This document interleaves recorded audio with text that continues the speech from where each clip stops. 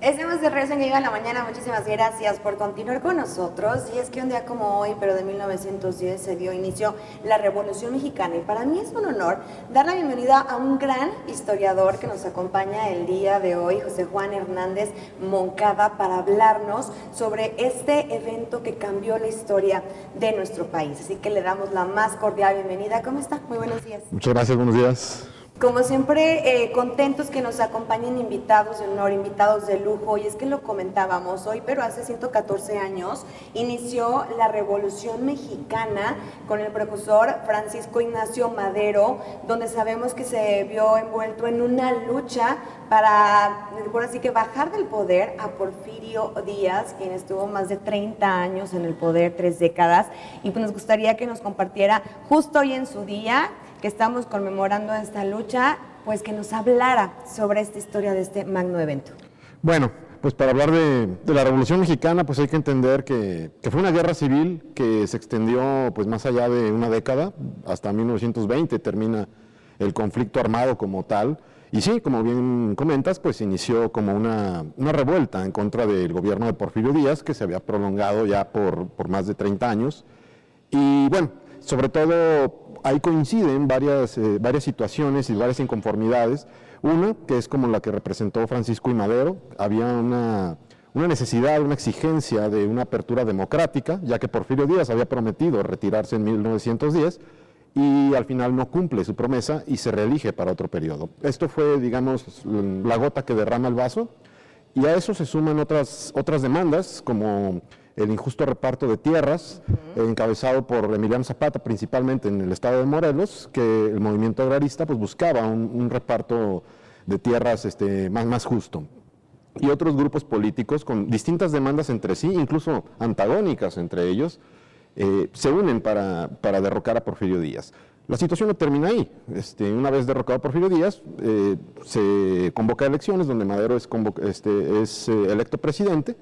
Sin embargo, esto va a terminar en un conflicto aún más sangriento, ¿no? Madero es derrocado por un golpe militar y ahí la guerra se prolonga por muchos años más, con distintas facciones, con demandas muy dispares entre sí, hasta que al final pues, se impone un grupo conocido como el Grupo Sonora, inicialmente encabezado por el constitucionalismo de Venustiano Carranza. Sin embargo, Carranza también es traicionado por Álvaro Obregón. Después del plan de Agua Prieta, es asesinado y se impone el grupo de los sonorenses con Obregón y Plutarco Elías Calles a la cabeza. Todo esto pues, se prolonga aún más hasta la fundación del Partido de la Revolución Mexicana con Plutarco Elías Calles. A grandes rasgos eso es el conflicto, pero es una lucha entre distintas facciones políticas del país. Y bueno, es el antecedente inmediato de la realidad política y de la historia reciente de México. Claro, y bueno, también sabemos que, como lo comentaba, fue una lucha sangrienta. Sabemos que Emiliano Zapata estuvo en el sur y Pancho Villa en el norte. ¿Cómo fueron estos enfrentamientos? Bueno, inicialmente en el movimiento de 1910 fueron enfrentamientos, digamos, a una escala muy pequeña. Los enfrentamientos más fuertes se dieron a partir de 1913.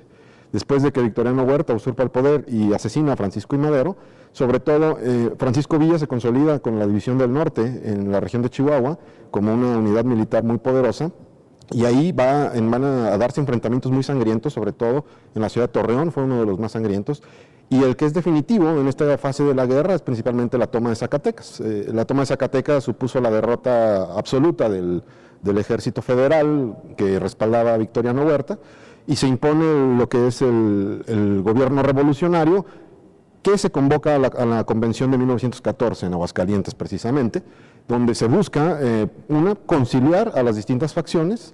Sobre todo aquí se va a dar una fractura muy fuerte entre la facción encabezada por Francisco Villa y la facción de Venustiano Carranza. Y esto pues va a prolongar una guerra ahora abierta entre Venustiano Carranza y Francisco Villa, que anteriormente habían sido aliados.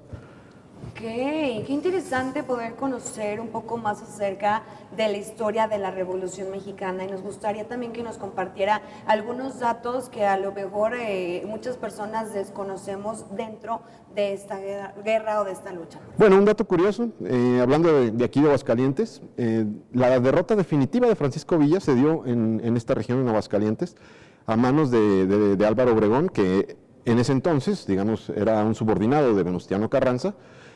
Aquí es en Aguascalientes, donde en la región donde actualmente está Calvillito, toda esa parte, ahí hubo un enfrentamiento bastante sangriento, donde Francisco Villa tiene que huir y regresarse a las estaciones del tren para huir a Chihuahua, ya que había sufrido una serie de derrotas muy importantes en esta región, en Lagos de Moreno, en la ciudad de León, en Celaya, lo cual supuso el final, al menos importante, de Francisco Villa como una unidad militar competente. Qué padre de verdad tener invitados increíbles que nos puedan compartir sobre estos datos, sobre esta historia, conociendo un poco más acerca de la Revolución Mexicana de 1910. Y ya para finalizar, nos gustaría que nos compartiera, no sé, algo más que desea agregar a este tema, a este día donde estamos conmemorando. Pues bueno, creo que conmemorar es una palabra bastante vacía si no entendemos lo que sucedió realmente.